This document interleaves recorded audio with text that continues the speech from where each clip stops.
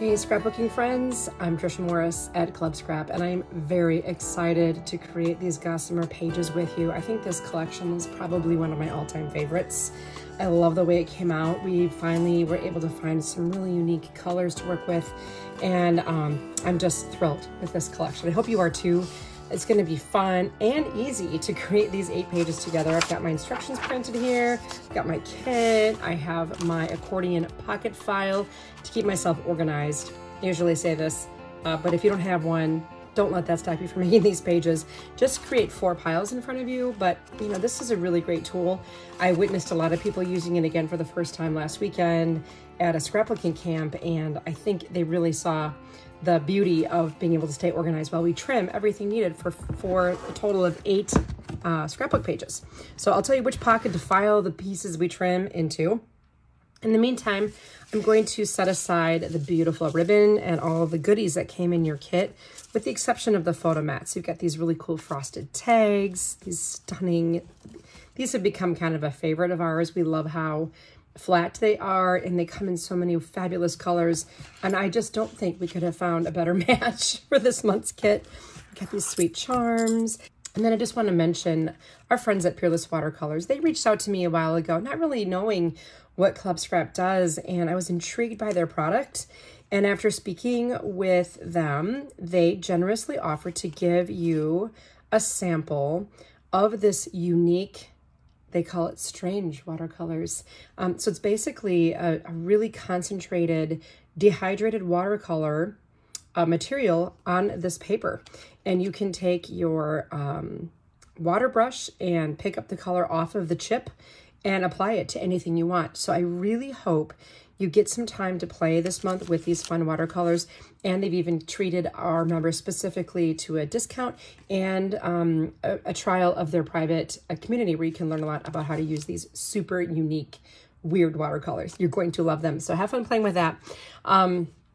Okay, I'm going to get started by sorting out the photo mats that we've included onto the appropriate pages. I want you to find one white photo mat and go ahead and place that in pocket 1 and 2.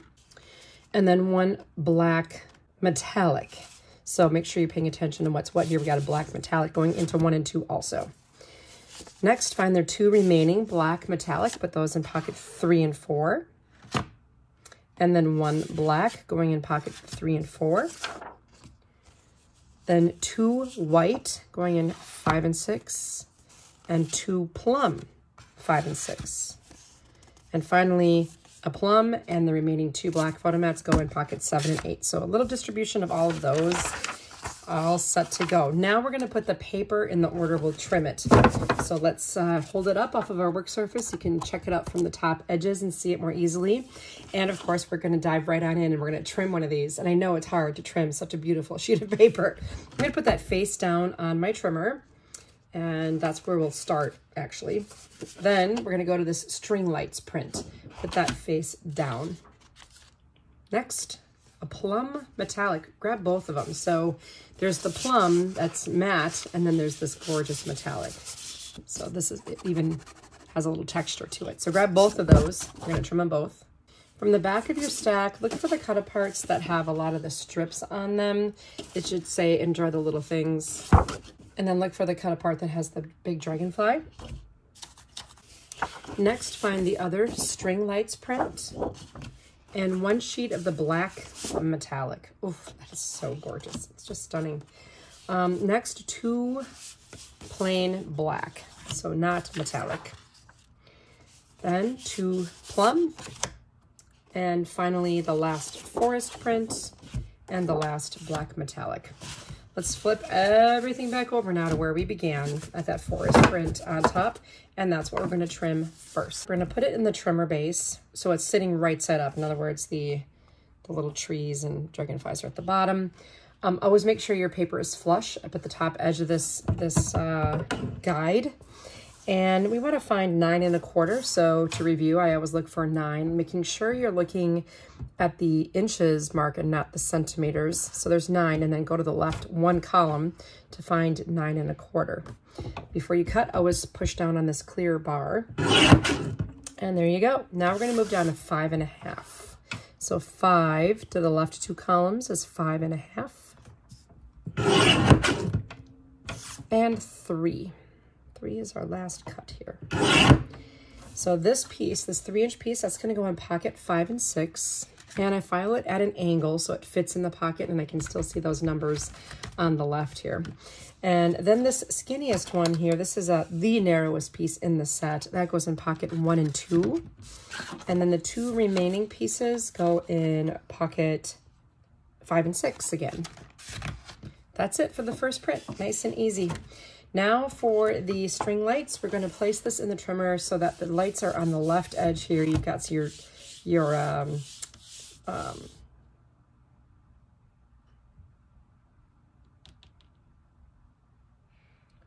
and you got your fireflies here on the right. We'll begin at 8 1/4. So 8 1/4, flush at the top, stabilizing each time. And then we'll move down to 5. That'll give us just one section of this. Perfect. Okay, this wide strip of string lights goes in pocket 3 and 4. And then there's this strip from the middle. We're going to turn this into some mats. So let's just cut this at 9, 6, and 3. Gather them all up. All the 4 pieces should be the same, and they're going in pocket 7 and 8. And finally, this one going back in 3 and 4 again, pocket 3 and 4. Next up is the plum metallic. We're only going to take 1 sheet, so be really careful. Like double check that you have 1 here and 1 here. Don't cut them both the same or you'll be sad. All right, our first cut here is at 11 3/4. So it's a big number that creates a small piece. And then 9 1/2. And 6. Take the 6-inch piece, rotate it so it's horizontal, and we'll divide this into 3 equal pieces by trimming at 8 and 4.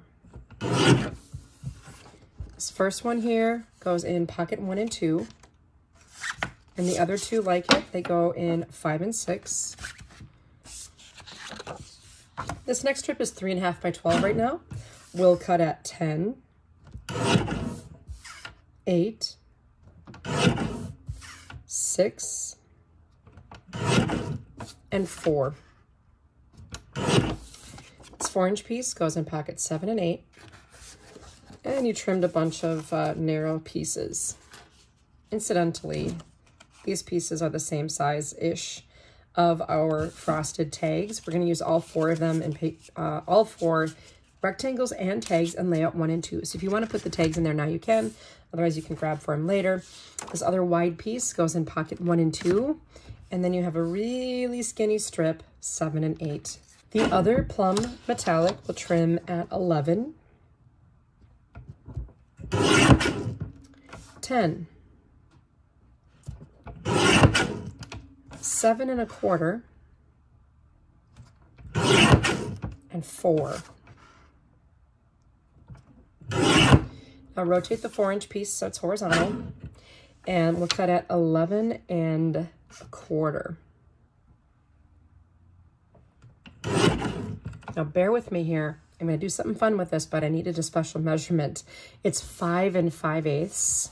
So to find that, I find 5 1/2, and then you go halfway between 5 1/2 and 5 3/4.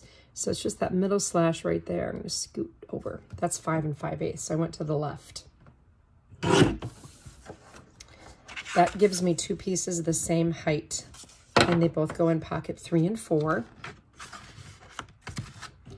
I'm sorry to tell you, but this is a scrap. I know. It's like the only one.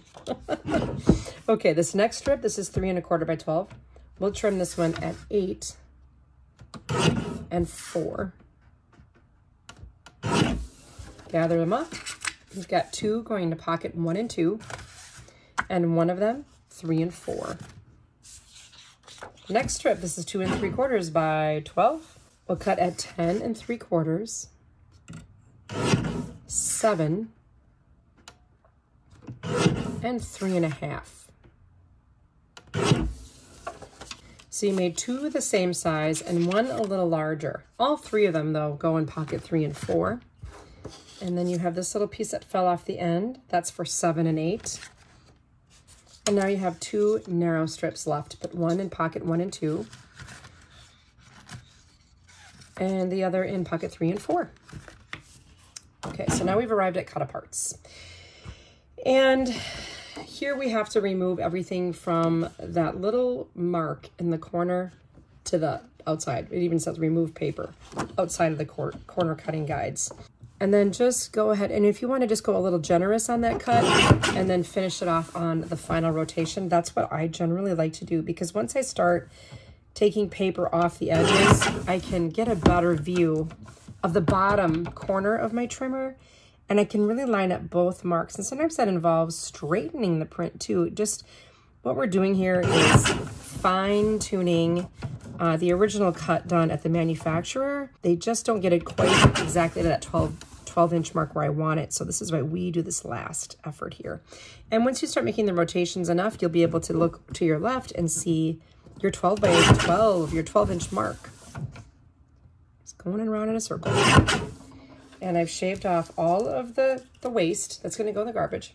And our goal here is to go back to this spot where it says enjoy the little things, because one day you may look back. And the rest of that's on the other sheet. Oh, and this one, and realize they were the big things. So that's kind of a pair.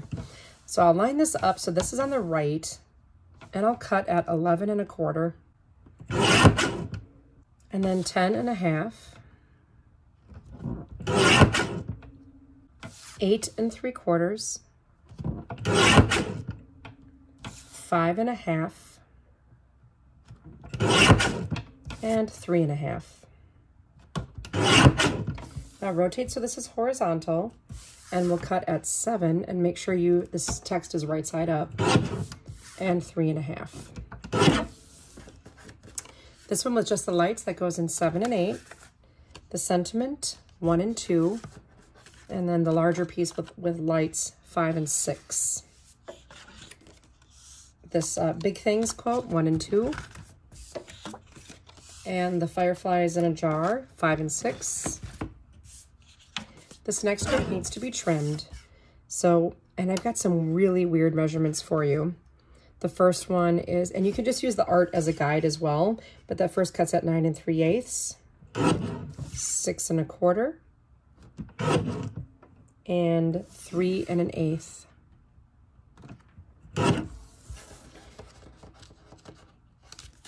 All right, let's take this first journaling prompt, 1 and 2. Let your faith, 3 and 4. No beauty shines more brightly, 1 and 2. And just these cute little dragonflies here, 3 and 4. The string of lights, 3 and 4. And enjoy the little things, 1 and 2. Once again, I'm going to remove the perimeter here from the outside edge of this piece. I was real generous on my first cut, and now I'm gonna just make sure I'm straight by looking top and bottom. And from here on out, it should be straight.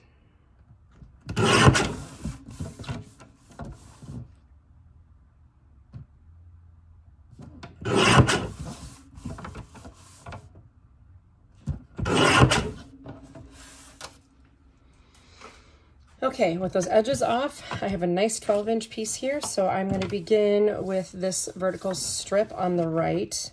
Our first cut here is going to be at 11, then 10, 7 1/2, and 4. Take this piece and rotate so the banners are on the right, and we'll cut out 11, 10, 8 1/2, and 6. Now let's go ahead and clip the corners on this tag. I just bring the blade real close and try to match the margin on all the sides. And if you want to be more precise with this, by all means, grab your cutting mat, craft knife, ruler, and it's an 1/8 inch reveal typically. And this piece is going to go, let's see, pocket 5 and 6. And this pretty little dragonfly, 3 and 4. We got one more tag here. I'm just gonna go ahead and do the same treatment to clip those corners ahead of time. That way it's done. When I have my trimmer out, easy to do at this point. So light it up, that goes in 5 and 6. And then later on, I can clip off these corners. Both of these go in 3 and 4. And be a light 7 and 8. Oh, I forgot about this guy. We have a few more cuts to make before we file those strips, so sorry about that. Again, make sure that narrow piece is on the right. We'll cut at 9 and a half, 7, and 4 and a half. All right, this guy goes in 7 and 8. A journaling prompt that's horizontal, 5 and 6. Another journaling prompt, 7 and 8. And wish, that goes in 3 and 4. We already filed the next larger piece in 7 and 8. Then we have, these are the days I never want to forget, 3 and 4. And the other strip in 1 and 2. That, my friends, was your last file, your last cut. We're finished with the trimmer, so we can go ahead and put this away. Now at this point, I'll take my instructions and turn to the last page, which is page 4. And we'll look down here at the bottom and we can see what's going on with layout 7 and 8. That's where we're gonna start. And by starting it with 7 and 8, we can do a rough placement of items, spread them out between the 2 pages, and then you'll come back and start at layout 1 with your adhesive and finish everything off. So I took,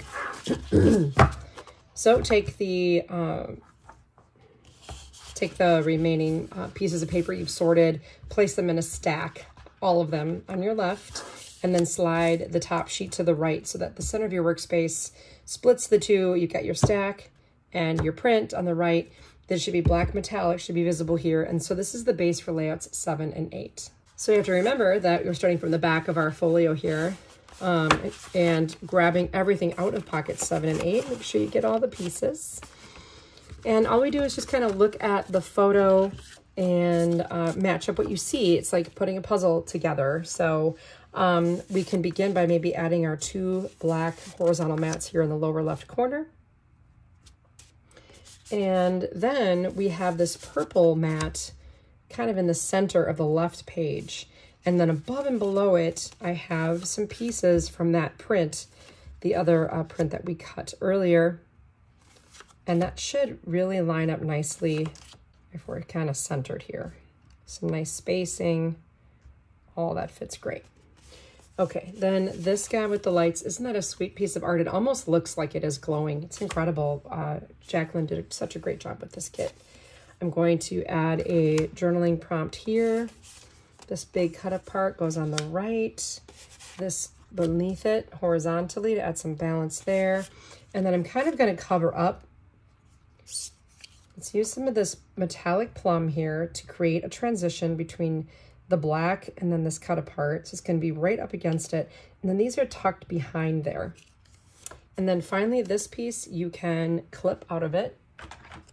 Usually I just use scissors and aim for the center of the piece at an angle and come in from the other side. Also, if you have a square punch, you can punch a little thing. I learned that from my friend Lisa this weekend. So that's kind of cool. And that's going to finish that off right there. When we have these adorable little silk flowers, I added one here. And one of those dragonfly charms with the open wings fits right into the spot right there. Also, some nested ribbons were added on top of this piece, and I'll show you in the finished pages. So let's take a look at some of the other finishing touches here. We've got our rounded corners on the cut apart and this, just to tie it all together. You can see the print has some rounded corners, so I just followed suit and rounded the corners. And we finally got them back in stock just today, I believe. Another batch of these punches are in the house. So the people using them are really pleased with how industrial it is, and it's pretty powerful. That's what added the slot to the top of this cut apart here to make it appear more like a tag. Of course, you don't need this. You can use a hole punch. You can use a craft knife and cutting mat, which I've done for years as well, to create a slot the width of the ribbon. But in this case, the ribbon and the slot are the same size. Very, very cool.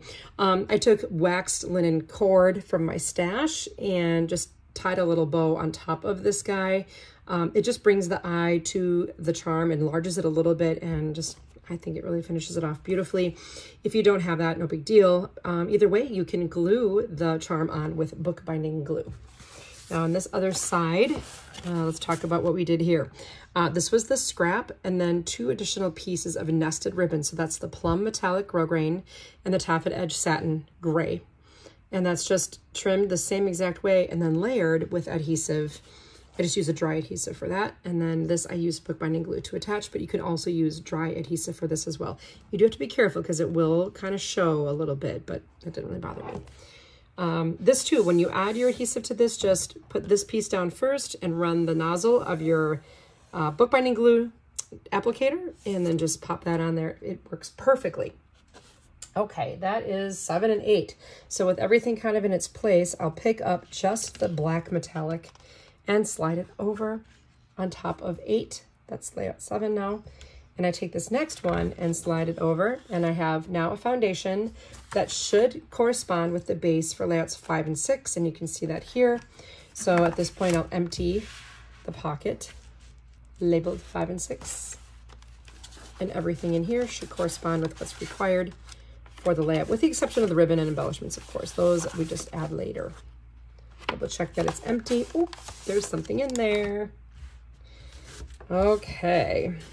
I like to have everything kind of in my hand because it's a little easier to sort through it and rather than picking stuff up off of the table every time. Now there are 3 different forest print strips in here, and if it matters to you what goes where, the largest one goes on the right side of this layout and a little, like maybe an inch or 2 from the edge here. And the medium-sized one, this is 3 inches wide, goes tucked against the left edge of the page. And then the other one goes tucked against this right edge. Now what this allowed me to do was have a little more of this print available for another layout. And it's pretty deceptive because we're going to add things in the middle that make it appear that this whole thing is the print. It's kind of nifty. Okay, so across the top, we're going to add this border here, and tucked above it, we'll add this guy. Now, it either will finish it off for you or it will give you another spot for a photo, which I like. Now, angling left and right here across the bottom, this up a little bit, we've got 2 photo mats that are tilted. Now, when I tilt, just be careful not to touch the corners with each other. That creates an unattractive tangent. And these pieces are nested. So basically, I overlap them slightly and have one higher than the other. That's how I tilt a photo, and you get a nice lack of tangent going on there. Just watch your corners and edges and stuff, especially with these strips in the middle. Then across the top here on this other page, we'll add 2 horizontal mats. Slot punch this if you'd like and string it with some ribbon. And then you can hole punch this and string it with more ribbon. I'll show you in a minute. There's a little dragonfly charm going here. Pretty cute. And then this goes horizontally there. And I added a little bit of ribbon peeking out along with one of my 4 silk flowers is in this spot. Nice easy page to put together. Let's go over some finishing touches. So here on the right, you can see I've added the waxed cord, a simple hole punch with the gray ribbon here. And this was attached with foam adhesive circles to just give it a little, you know, dimension. And then this too, just strung with the slotted punch and taped at the back. Glued this down over the top of some nested ribbons again. So I did the same trick I used on the previous page. Now over here, I had fun with this, just winding the ribbon around. I had 2 full yards of the organza. I love the beauty of this with the Gossamer theme. It's perfect. It's like a Gossamer ribbon. I just wanted to keep it nice and flat and visible. So that's how I chose to use the ribbon here. Just wrap it around. If you want to use individual pieces, you can do that. Just take one piece when you got it how you want it. I liked how they overlapped as well. So think that through when you add the ribbon to this, and you can even add more. There's plenty to go around. Okay, so now taking the black plane here as my base of layout 5 and place it on top of 6, and then one more stack and slide here. And we got plum background, and we're gonna empty pocket labeled 3 and 4. Again, double check to make sure you have everything so you don't confuse yourself. And let's see where all these items go. We've got to turn one page back now to page 3 in your instructions so that you can see what's going on with 3 and 4. Across the top on the left, we'll start with these big guys. That's the string lights print, and then the bottom portion of that over here on the bottom on the right. Then we have this title with the white edges. So these are the days I never want to forget, right there. This other one does not have a white edge, so I'm going to create some contrast with that plum metallic to brighten it up a little bit. And then we can add that right there. Okay. Now, we have 2 of the same black metallic. I tilted them, so again, one higher than the other and overlapping. The other black one goes across the top here. I know I didn't even want to cover any of this up, but you know, we have to allocate for our photos.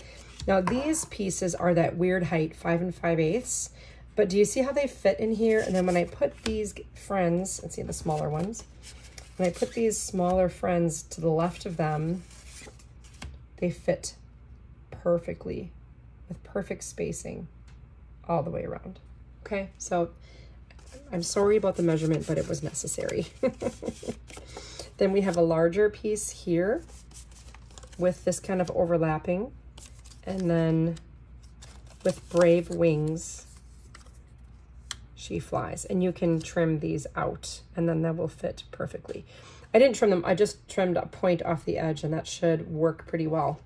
Now, this last metallic will nest with the journaling prompt here. This will go above it. And this tag will be punched and placed to the left to kind of round things out over here on this side. Now, I love this print. Remember I said I didn't want to cover it up. So I love this little lantern here and how this photo is overlapping it, how the mat was overlapping it. So you can take a pencil, and once you know exactly where the mat's going to go, draw a little line where the photo mat meets the top edge of the jar and the bottom edge of the jar. Little line there. Then if you have a cutting mat, bring that into the scene. I'm using a craft knife, and when I hold my craft knife, I hold it like a pen or a pencil. And I'm going to cut from the beginning of that mark and go around the side of the jar. I know some of you don't really care for using a craft knife, so this step can be eliminated, but also allow me to encourage you, the more practice you get with a craft knife, the better you will get at using it. And if you've been using your craft knife for a few years and you've never changed the blade, that might be the problem. I don't know. I mean, it works if you have a nice sharp blade. So now that I have my cut, do you see how the mat slides behind the jar in a very sweet, sweet way? Don't you agree? Oh, it's just so darling. Okay, let's talk about the other finishing touches here on this layout. On the right side, again, I just nipped these with, I used a craft knife and cutting mat, to be honest, to add so that it looks perfect on this. My nested journaling prompt here, and I just simply used a stapler to string a piece of folded ribbon, and I added the cord again to the dragonfly and glued him on and set him aside to dry. Once dry, that bookbinding glue will hold metal to paper beautifully. On the left side, you can see, again, my trimmed little jar. This has been attached with foam adhesive, punched with a circle punch, and strung with the gray taffeta edge ribbon. Our final stack and slide. So I'm going to stack this piece, this plum, onto the neighbor, and then slide one last time. And that gives me the base for layouts 1 and 2. And then I'll empty the pocket. Layouts 1 and 2. Make sure you get everything out of there. Okay. Now, remember when I said I wanted to take a piece for another page? So that's going to go here, and that way it really helps carry everything through. Got a nice wide strip here that should nest with the second half of your page title. This piece can be placed vertically here to add some nice contrast. Then across the top, I'm going to have 2 pieces of the same. 1, 2. Beneath that, I'll nest. And then with this, enjoy the little things, because one day you may look back and realize they were the big things. So that flows from one side to the other. A white photo mat nested with the plum metallic. Then to the left, I'll add 1, 2, 3. This gets nested. And on top of those, we have our tags. The whole go on the left. So those frosted tags are going to look really cool once you have a photo or something nested on there. It's going to add that, you know, filminess to it. And then we have our metallic. This piece along with a flower. Another nested pairing, and you can sandwich this right in between. It's designed to fit really well after rounding the corners. So that's going to go up in this spot. Allow me to show you those finishing touches again. I believe we have one more flower to add over on the left. And it just so happened that the round charm fit right into that last little center. Okay, here we go. Now I intend, once this is kind of done, I'm going to tack these frosted tags down so they don't swing out. But for now, without photos here, I'm just going to wait. And but you can see what that adds here. Really, really beautiful. And that's really the only thing. I punched a hole in the top and just swung a loop of the gray ribbon around it, taped it on the back. Then on layout 1, you can see again, I've got these ready to go. We can tack them down if we want, but that's a nice fit there on those frosted tags. I used bookbinding glue to attach the charm in the center with the wax cord on top. And then I just strung 3 lengths of this chiffon ribbon, the Gossamer-like ribbon, through the holes that I punched in these tags, and I just taped everything in the back. Okay, so that's how layout number 1 worked. That's layout 1, and that means that we're done. So you're going to be happy to know that there is a matching card kit with this collection. It is stunning as well. So come and meet me at the Gossamer Card Kit Workshop. We'll make those cards together. So I hope to see you over there, and thank you so much for joining me again today. If you haven't already, be sure you hit subscribe so you never miss a Club Scrap video again. And I'll see you again here for another workshop next month. Thanks for joining.